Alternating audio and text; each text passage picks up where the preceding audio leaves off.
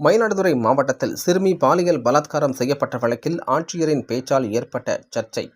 ஆட்சியர் பதவிக்கு தகுதியில்லாதவர் அவரை தகுதி நீக்கம் செய்ய தமிழக அரசுக்கு பரிந்துரை செய்த சென்னை உயர்நீதிமன்ற நீதிபதி ஸ்ரீமதி.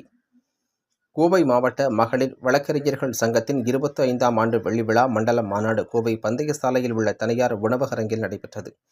இந்த நிகழ்ச்சியில் சிறப்பு விருந்தினராக சென்னை உயர்நீதிமன்ற நீதிபதிகள் ஸ்ரீமதி மற்றும் பவானி சுப்பராயன் ஆகியோர் கலந்து கொண்டு சிறப்புரையாற்றினர்.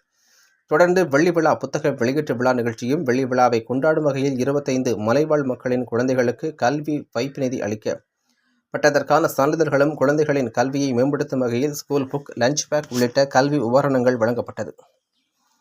தொடர்ந்து விழா மேடையில் சிறப்புரையாற்றிய சென்னை உயர்நீதிமன்ற நீதிபதி ஸ்ரீமதி அனைவரின் மத்தியிலும் கூறுகையில், ஆண்களுக்கு நிகராக பெண்களும் நீதியை நிலைநாட்டும் காலத்தில் நாம் இருந்து வருகின்றோம். ஆண்களை விட பெண் வழக்குரைஞர்களின் செயல்பாடுகள் ஒரு வழக்கை விரைந்து முடிக்க மிக முக்கிய பங்காற்றுகின்றது. இன்னமும் கூடுதலாக பெண் வழக்குரைஞர்கள் இந்த சமூகத்திற்கு தேவை என தெரிவித்தார். ஏனென்றால் குற்றங்களின் நேர்கோட்டிற்கு எதிராக பெண்கள் அதிக அளவில் பாதிக்கப்படுகின்றனர். பெண் குழந்தைகளையும் பெண்களையும் பாதுகாப்பு வளையத்திற்குள் கொண்டுவர நீதியை பெண்கள் கற்றுக்கொள்ள தேவை அதிகம் உள்ளது என்றார். உதாரணமாக மயிலாடுதுறை மாவட்டம் சீர்காழி அருகே 3.5 வயது குழந்தை பாலியல் தொல்லைக்கு ஆளான சம்பவத்தில் அந்த மாவட்ட ஆட்சியர் சிறுமி மீது தவறு இருப்பதாக கூறியது மிகப்பெரிய சர்ச்சைக்குரிய சம்பவமாக உள்ளது. ஒரு மாவட்ட ஆட்சியர் இவ்வாறு கூறலாமா என கேள்வி எழுப்பியதுடன் தனக்கு எந்த அதிகாரம் உள்ளதா என தெரியவில்லை, ஆனாலும் கூறுகின்றேன். அவர் மாவட்ட ஆட்சியர் பதவிக்கு தகுதியானவர் இல்லை. அவரை தகுதி நீக்கம் செய்ய அரசுக்கு பரிந்துரை செய்வதாக தெரிவித்தார்.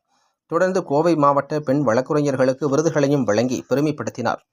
இந்த நிகழ்ச்சியில் கோவை மாவட்ட மகளிர் வழக்கறிஞர் சங்க தலைவி மேரி அப்போலின், துணைத் தலைவர் தமிழ்ச்செல்வி, செயலாளர் தேன்மொழி, இணை செயலாளர் அம்பிகாவதி, பொருளாளர் அமுதா விவேகானந்தன், இசி மெம்பர்கள் சுகன்யா, பிரேமலேகா, பார்வதி, சுந்தரேஸ்வரி மற்றும் வழக்கறிஞர் சங்க இணை செயலாளர் வனிதா, இசி மெம்பர் ராஜராஜேஸ்வரி, ஜானகி மற்றும் வழக்கறிஞர் ஆனந்தி உள்ளிட்ட பலர் கலந்து கொண்டனர் என்பது குறிப்பிடத்தக்கது.